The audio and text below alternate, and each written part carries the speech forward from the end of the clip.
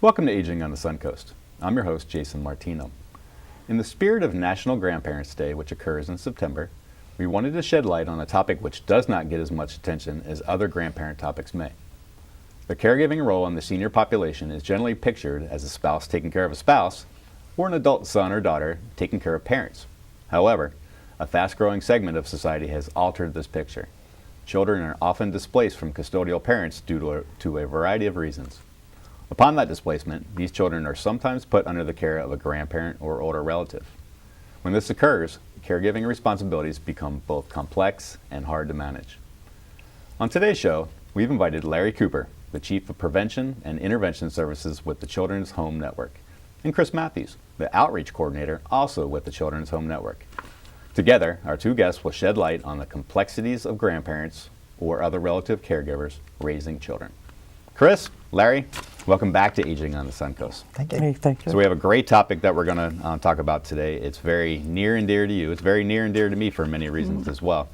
And maybe it's best to kind of paint a picture of what a relative caregiver or a grandparent raising a child or children really looks like. Chris, you want to give us an example of what you've been through? Well, I got my grandchildren because my daughter had mental health issues and drug. This is a common thing today. And there's also, they get them for different reasons, like it could be an aunt and uncle or a cousin, and death is some of the reasons that we get the kids. There's a lot of different reasons. Yeah, so that must have been a big-time culture shift for you. And going from being a grandparent all of a sudden to being that person, the children's prime custodian at that time, huh? Oh yes, your whole life changes. I mean, you lose friends, your housing, everything changes when you get those kids because you're back to parenting. Yeah. And generations are different. What a dramatic shift. Very dramatic. Yeah, and your kids or your grandkids nowadays are very successful. I had a great conversation with you before the show, so you've done a good job with that. Thank you. Yeah, despite all the barriers and the bumps in the road. Yeah, Larry, how about different factors? What kind of factors also play into a grandparent or a relative caregiver coming into the picture? Yeah, so we really are seeing a lot of substance abuse and mental health being a big driver. We're seeing numbers of kids coming into the foster care systems around the state, around the country, and so those things added with domestic violence, financial problems, housing issues, a number of different issues that are coming up for parents that are making their job difficult is then translating to kids landing with a relative sometimes at a moment's notice. And you've seen a lot. I've worked with you for a number of years, and you've seen things come and go, and you also see the dynamic shifting a lot too, huh?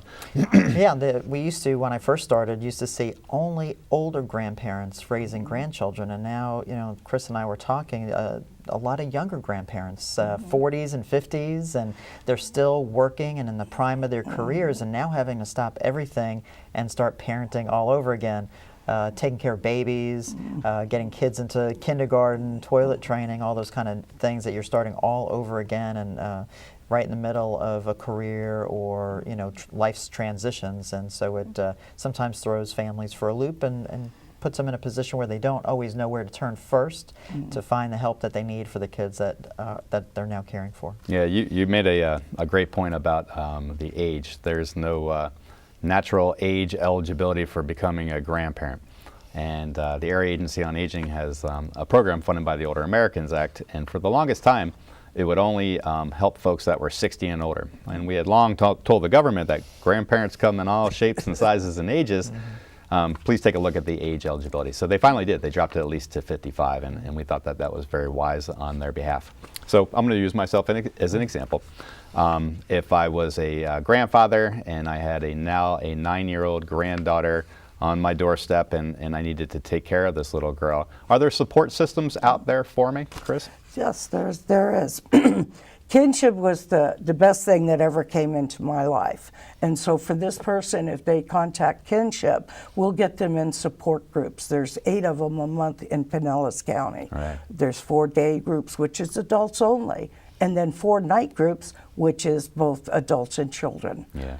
So we're going to talk a lot more about that in the second half when we really take a deeper dive into your agency and what you guys can do. How about legal supports? And when I say supports, I'm obviously talking about anything holistically, really, you know, legal or medical or health and human services. Is there other supports out there Yeah, too? so for me? there are organizations here in the Tampa Bay area that are really designed to support families with, if it's family law, civil issues, that help them navigate those things. So if it's applying for benefits or helping them get custody so they can meet the needs of the children that are in their care, those things are available. And I think, just going back to what you said earlier, one of the biggest challenges for a new grandparent is not knowing where to find those things. So we're constantly having to reach out into the community to let people know that this is really designed for you as a grandparent, because who really thinks about services that are designed for a grandparent? We know there's a million things for kids, but we don't always know that there's something designed for that relative who's now in this position. And luckily in the Tampa Bay area, we're blessed with the opportunity to provide that. Great point. Navigation, in my opinion, is always been the hardest for a senior population, especially because people don't seek out whatever resources until they actually hit to a crisis point. And so, you know, when I made the comment earlier about what resources are available to me, your job is twofold as a kinship services network. Is that you're also looking for resources for the children as well. And in this world of siloed types of health and human service types of organizations on here, your job becomes quite complex when you're trying to figure out what's good for the grandparent or the relative caregiver, but also what's good for the child, because that dynamic is really functioning together as a whole.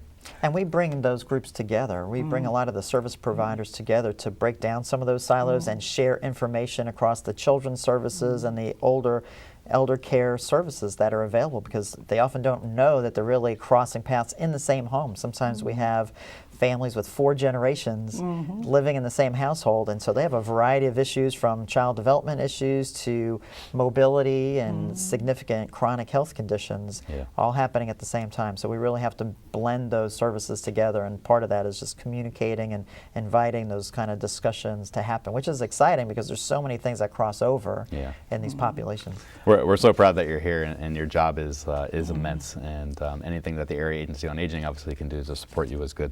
Let's talk about numbers. Do you have any local statistics or national statistics? What does this really look like? Yeah, so around the country, there's over 7 million children living with a grandparent as a head of the household. That's amazing. And just in the Tampa Bay area alone, we have 40,000 children that are living with a relative full-time and without a parent in the home. So just in Pinellas alone, it probably equates to close to 7,000 grandparents alone that are in this position, caring for a child with no parent available. And it really shows up everywhere I go, and throughout the community, every school, every neighborhood, regardless of your economic background, your finances, your work life. It crosses all boundaries. So we see it everywhere. That's a crazy amount of people that are living in that type of situation on here.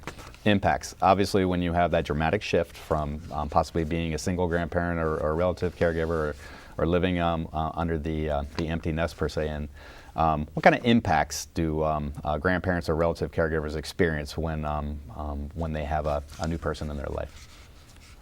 Well, the first thing is that the kids usually come with just the clothes on their back, and you get them, so you've got to figure out how you're going to clothe them. And then you've already usually downsized, so now you've got to look at, I got to get a bigger place to live.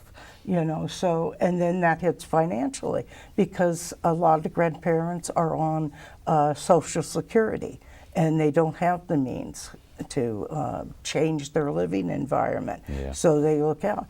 And the most important part of our program that I look at, it's not a cookie cutter program. We take individually and see what they need. So when you come, there's different needs for everybody. You know, as Larry was saying, you know, it could be, you know, kids need things or the grandparents need things.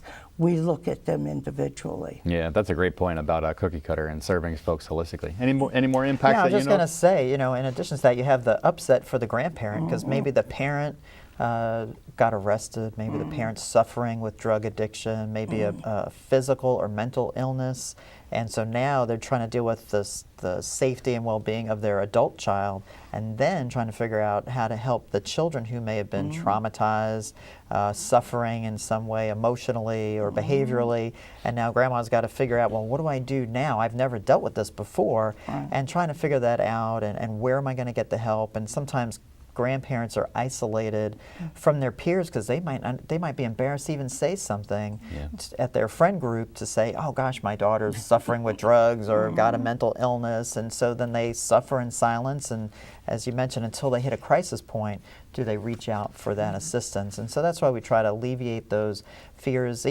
They're even worried because they don't have custody that the state would come in and take the children away from them. So if we go out to offer support, sometimes they're afraid that we're going to share something with the state that would have the children removed from their care, and so they're often afraid that that's could happen. And so we try to alleviate all those fears. We're going to help them guide through that process, get the legal support that they need if they need to get custody, or simple things to stabilize their worries, and make sure it's an easier path for them. We try to break down a lot of those barriers, but it could go across, like Chris was saying, finances, their own health and well-being, chasing around a toddler or elementary age kid, or just understanding what teenagers are going through today could be really challenging. If you haven't had teenagers in your home full time, it's great when you can spoil them as a grandparent, but now you got to discipline them and monitor their internet activity and their communication with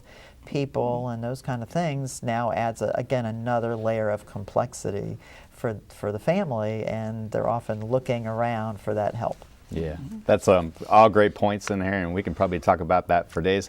We're going to take a quick intermission, and I appreciate it. And when we come back, we're going to talk a little bit about what the child actually experienced and what impacts that they do as well. Please stay with us while we take a short break. As usual, don't forget to have a pen or pencil ready. During the break and at the end of our show, we'll be running contact information for the Aging and Disability Resource Center's helpline and the Children's Home Network.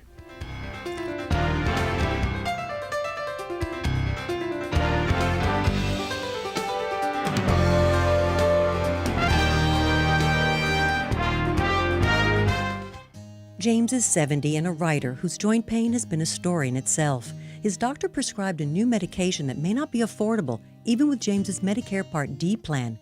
James called Shine. Shine volunteer counselors can guide you to money-saving prescription assistance programs, including a program that helps pay Medicare Part D plan costs for limited income seniors. Shine costs nothing but could save you time and money. More information is available at 1-800-963-5337. Welcome back to Aging on the Suncoast. During the first half of the show, Larry Cooper and Chris Matthews help us understand the reality of grandparents and/or other relatives raising children.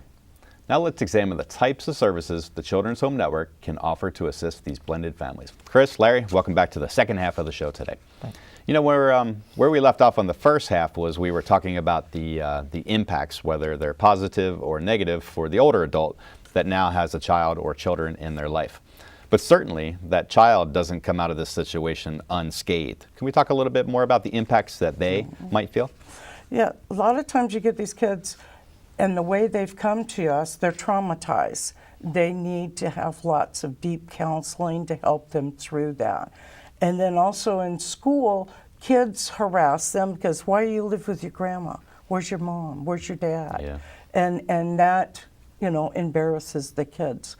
And so we have programs that help them get the children through that, especially the sport groups, the night ones, because the kids get to see other kids yelling out grandma So or important. aunt, and it makes it so it feels better. Yeah, seems like it would be the norm. Right, exactly. Yeah, that's a great point. Larry, anything to add on that? Yeah, I was going to say, with the, sometimes kids are coming with academic challenges and delays. Maybe they've some of their health care needs have been neglected for a period of time.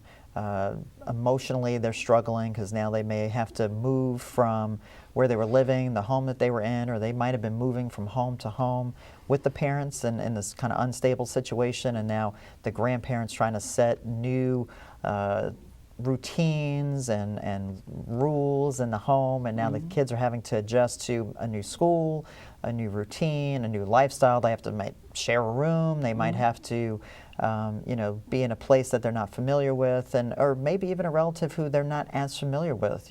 Sometimes it was, they've been to grandma's house, or they've been to the auntie's house or the cousin's house, but they never expected to have to be there and live there full time, and then they're worrying about their parents' well-being as well. And I think they always have a worry or concern about their parents, and so I think that weighs heavy on them. So we hear that they're distracted at school, they're maybe not as attentive, they might look like they're having attention deficit issues, but the reality is they've been through a lot, and it creates a lot of complexities for them. And so for the grandparent to even understand what they're going through, if you're a 3-year-old or a 7-year-old or a 15-year-old, it's going to look quite different. And so I think it's important for us to, like Chris said, normalize that for these families, that you're part of a bigger community. You're not the only one going through that, to help alleviate some of the upset for those kids, because kids want to be kids. They want to have fun. They want to do things that other kids are doing. And if they got a grandmother in a wheelchair or low mobility, that it's going to impact their ability to go and do and enjoy some of the usual kinds of things that other kids are doing. Yeah, your point of kids should be kids. I mean, I totally agree. I think they grow up much too fast, and especially when they're in that situation where they gotta start to worry about their parents, where it should just be their parents worrying about them. You and I were talking before the show about the prevalence of children with disabilities, and that learning curve that grandparent has to do, or if they're in a new living environment, having a disability can be compounded by the fact that there's not modifications to help them, or the structure there that they were used to before. And so I see that as like a double impact on the older adult as well as the child itself. Now, you all work for the Children's Home Network, and Larry, tell us a little bit about the history of the Children's Home Network. Sure. Children's Home is one of the oldest charities in the Southeast. We've been around since 1892, as an orphanage. This is one of those turn-of-the-century places where kids who are orphaned or abandoned due to finances or the health or well-being of families back in those days. And over the years, we've kind of transitioned into a place that really focused in on the welfare of children. So today we still provide residential group care for 60 children full-time that are in the foster care system. We license and recruit foster families to support children who've been removed from their parents. We have this kinship program that's designed for those relatives, and we're now in 6 counties. We're all throughout the Tampa Bay area, the Hillsborough, Pinellas, and Pasco. And then we're also now in Orange, Osceola, and Seminole out in the Orlando area, because they're seeing the same things we are here, this really disruption of the family due to a number of issues. We also provide some other upfront preventative family support services, because our goal is really to strengthen families, keep them together, give kids the opportunity to grow, and have families really unlock their potentials for success. And we even hire grandparents and relatives into our program, because we know they have a lot to offer, not only as service recipients but as providers. So we're really excited to have them on the team as well. Yeah, and just a reminder to the viewers, the graphics are going to come up during the end of the show, and that'll give you all the information that you need to contact the Children's Home Network. And good luck in the Central Florida region over there. Obviously, they found themselves a stellar team in you all, and know that you're going to help out that population that's currently residing very similar to the Tampa Bay region over here. Kinship services. We heard this term come up a couple different times. What exactly is kinship services? Go ahead. Kinship services is a program that helps relatives and non-relatives become safe and stable in their homes, and financially, everything. We try to make it so that our program is like 6 months long, and at the end of that 6 months, that they are okay in their home, and that everything is good and working well. And then we keep them coming to the support groups, which keeps helping that. So we add in a professional or a paraprofessional case manager who will sit down with the relative, talk to them about all the needs that they may be having, and then how to navigate, as you mentioned earlier, how do you navigate all these different service arenas. If it's mental health, academics, legal, we'll help them navigate all those with a number of the partnerships that we have. We also offer some tutoring to those kids that are struggling with some of the academic issues. We'll make sure that there's some counseling placed into the home to support those family members. As Chris mentioned, the support groups are there to offer fun activities for the family so we can keep adding to the joy for those grandparents. So there's some fun things happening for them, as well as learning and getting education about some of the important topics that they're asking us about. So if it's, learning about substance abuse or mental health or school issues or just a number of things, they let us know. They tell us, and we go out and find those experts in the field. We bring them in, they share information, and it just arms those caregivers with the information they need to be successful. And then, as Chris said, we'll work with them for a period of time to meet some of those goals that they have, and many times with that, the kids will be stable. We'll help them identify where that financial aid may be out in the community, the resources that they need, if it's food, clothing, bedding. There's a lot of things that families often don't realize they don't have when you drop 2, 3, 4 kids in their lap on a moment's notice. And so we'll help them navigate all those wonderful array of things that are here in the Tampa Bay area. It sounds like you're really filling up somebody's toolbox with a wealth of different tools to have them be sustainable for as long as they possibly can. Now, Chris, I know how fond you are of support groups. I'm just as fond of them as well. I've actually witnessed a lot of different support groups and the dialogue and the dynamics that take place in there. Let's talk a little bit more about support groups. Where are the support groups in Pasco and Pinellas County? Well, I know Pinellas County because that's where I work at. I don't really know Pasco. But we know that you at least have some of them. We have them up there, yes. But we have them in South County. We in Pinellas there at Enoch Davis Center. Okay. And Mid-County, we have them at the Senior Center at Pinellas Park. Okay. And we have the Aquatic Center in Clearwater. Yeah. And Safety Harbor Neighborhood Family Center. Those are all the night groups. So wherever you live in Pinellas County, there is a group near you. So you can never use that excuse, oh, there's nothing near me. We make sure that we hit the whole county. Also for the day groups, I run one up in Tarpon Springs at the Shepherd Center. And then the other 3 day groups are done at restaurants. And we pay $5 towards their meal. Nice. Yeah, so you guys are really blanketing Pinellas County. I know just from history of working with you guys that you cover all of Pasco County and Hillsborough County and most likely all the other counties in the central Florida region. Yeah, so just to add, in Pasco, we have a group that meets up in Zephyr Hills. We have a group that meets on the west side in Newport Richey. So we're really, from east to west trying to make sure, because as you guys know, Pasco is kind of broad and in scope. So from east to west, we make sure we have groups there. And throughout Hillsborough County, from West Tampa all the way out to Plant City and down to South County, there are group opportunities for families to step in. They can find all that information anytime, day or night on their smartphone. They can go on Facebook and find us there. There's a number of places that they can find the latest dates and opportunities for, again, fun. We'll be doing some fun stuff for Grandparents' Day throughout the month. So there'll be opportunities for them to join us and really get to meet other caregivers and grab some support and really enjoy the wealth of things that we share with families throughout the year. Cool. Do you offer respite services or sitter types of services to allow that grandparent or relative caregiver to go to that support group and feel comfortable that that child is being taken care Yeah, of? we work closely with a local respite provider, Park.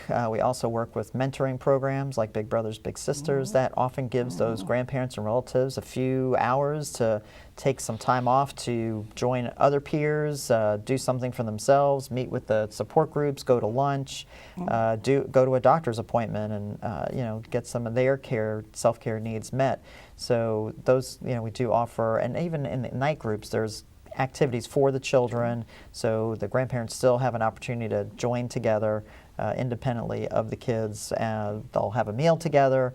They'll separate out and do some fun things individually as caregivers or with the kids. Yeah, and respite's so necessary. In my part of the field, which is generally people that are 60 and older, we know how important that respite is, but it's just as important, I imagine, for a grandparent that's 45, 46, 50 years old that needs that to kind of that break a little bit, that separation, so they can communicate with adults and talk about what's going on in their lives. Counseling, I know that you guys offer that type of modality to kind of help people out holistically, are what kind of counseling opportunities do you all offer for them? Is it mental health counseling, or are we just like transitional? So we have a program that's a part of the Children's Home Network called the Pinella Support Team, and they offer behavioral support. So the kids are, demonstrating, oftentimes because they can't talk about some of the things that they've experienced, they demonstrate it with their behaviors and how they act at home or at school. And so we add that layer of added support, so the counselor will go into their home, again, arm the caregiver and the kids with tools to help them communicate and set limits and really learn how to work together, even with all this stuff happening around them. How do they work well together with their school teacher, their after-school program, and in their home? So the counseling will help them kind of navigate and manage those behaviors a bit better. Great. You're just serving people from left to right and top to bottom, and that's going to be integral to for them surviving in this dynamic. We touched about a little bit earlier on the fact that legal has to play a role in these caregivers' lives on here. And we know that there's a bounty of legal providers out there. I know Gulf Coast Legal and Bay Area Legal that serve the Tampa Bay region over there too. What types of things are they doing to support these grandparents or relative caregivers with their children? Well, a lot of times you don't have custody when you get into kinship. And so we let you go to Bay Area or to Gulf Coast, and they help you navigate that system because it's a lot of paperwork and it's hard to do. Yeah. And then there are also sometimes, I lived in a 55 plus. By the way, I still live there. Yeah. It's, you have to get a lawyer, you have to fight, and stay, and I raised my grandkids there. But that's one of the big issues because you hear it all the time. A grandparent got their kids, they lost where they live. What I tell everybody, fight. Yeah, and we talked about that a little bit earlier, that housing is sometimes a negative impact for these families over here. So I heard that, that Gulf Coast or Bay Area Legal, they can offer some pro se guidance and advice. Anything else that they offer?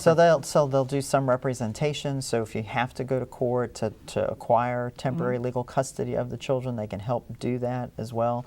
They can address landlord-tenant issues, public benefit issues.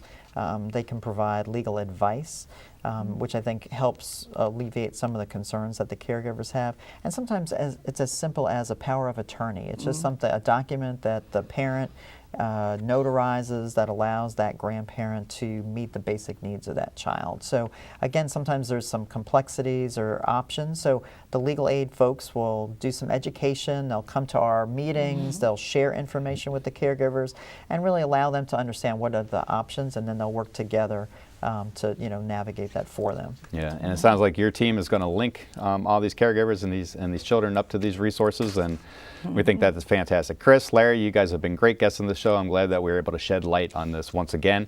Thanks so much for coming on. Well, thanks for having us. Yeah. We hope you enjoyed this month's broadcast. We also hope this episode offered you valuable information on where to seek help if your family situation is one like we described today.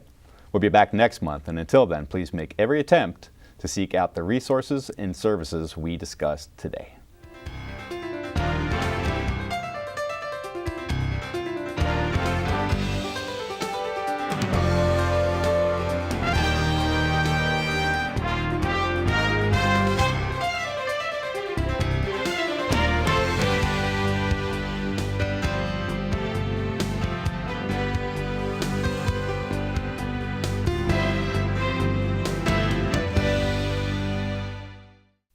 James is 70 and a writer whose joint pain has been a story in itself. His doctor prescribed a new medication that may not be affordable, even with James's Medicare Part D plan. James called Shine. Shine volunteer counselors can guide you to money-saving prescription assistance programs, including a program that helps pay Medicare Part D plan costs for limited income seniors. Shine costs nothing but could save you time and money. More information is available at 1-800-963-5337.